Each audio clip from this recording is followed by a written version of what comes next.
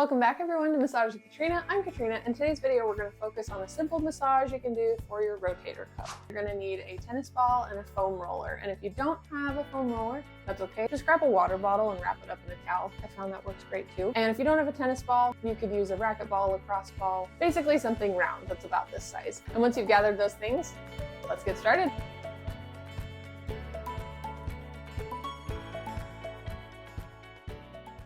Now, I have to make a point to say that I really recommend you go get a professional massage first before you attempt this video, just because self-massage is awesome, but it's far more effective at maintaining muscle mobility than it is at treating an initial injury. So if you have some kind of rotator cuff injury, I'd recommend going and getting a massage first, and from there you can maintain that mobility with self-massage. So to start off, how do you treat the rotator cuff yourself? What muscles are even there?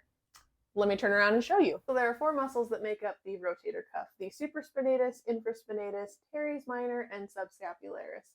And just to give you an idea of where those are at, I'm going to bring my hand behind my back and kind of lift my shoulder blade up off my rib. So to start, the supraspinatus attaches at the uppermost part of the scapula here and stretches across to attach at kind of the back of the shoulder. And then just beneath that, the infraspinatus spans pretty much the entirety of the back of your shoulder blade or scapula. And then just beneath that, I can't reach it, but is the teres minor. Basically does the same thing, stretches from the medial angle of the scapula out to the back of the shoulder, just beneath where those other two muscles are. Now the fourth muscle in the rotator cuff is the subscapularis, and that one, unfortunately, I haven't even found a good way to self-massage it.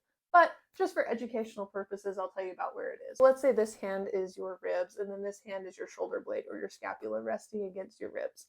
The subscapularis lines the underside of your scapula. I want to just show that to you because if you bring this hand behind your back, and if you have tension in your subscapularis, you will feel pain at the attachment point in the front of your shoulder right here. If that's the case, I would recommend going and getting a massage. But for the sake of today's video, we're just going to focus mostly on the three muscles of the rotator cuff in the back. If you haven't already, go ahead and grab your foam roller, and we're going to lay down, basically place the foam roller in our armpit. So you're going to lay down on your side. So go ahead and get situated. Go ahead and place the foam roller right pretty much in your armpit. Stretch this arm out straight above you. And then once you're situated, you're just going to start rocking back and forth. So nothing crazy. You're not rolling clear into your arm and clear down your back. We're really just focusing where those muscles attach in the rotator cuff. So while you're laying here and you're rocking back and forth, we're going to adjust a little bit. So I want you to bring your gaze up to the ceiling. So this is kind of pulling your shoulder back, opening up that shoulder blade. And if you need to adjust a little bit, you totally can. If you need to be a little farther down your arm, pretty much wherever you feel soreness, that's where we're trying to massage. So just rock back and forth for a few minutes while we get that loosened up. And then when you're ready, we're going to add some movement as well. So I've been having you look at the ceiling, but now I want you to bring your gaze forward and then back at the ceiling.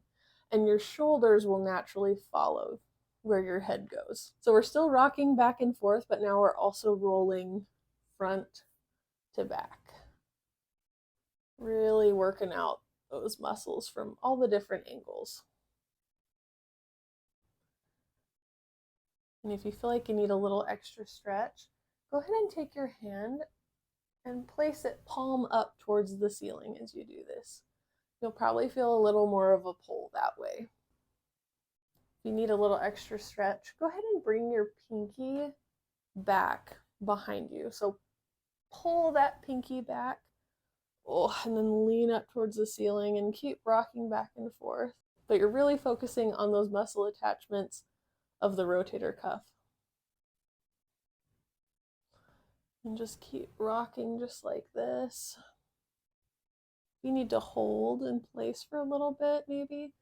Just play around with it. See what feels good for you. See what seems to help loosen up that muscle. If you need to relax your head against your shoulder, you can do that. If it feels like it's better to keep it up, maybe if you have stopped, throw in a little extra rocking front to back as well. Just stretching out that muscle in every way we can. All right, awesome. Now that we've warmed that up, we're gonna switch to using the tennis ball. All right, so go ahead and grab your tennis ball. And for this next part, you can be laying down on the ground or leaning up against a wall, whatever is more comfortable for you. But I'm gonna lean against the wall just to show you guys what we're doing. So basically that area that we were working with the foam roller, you're now gonna place the tennis ball right there. And we're gonna rock up and down first.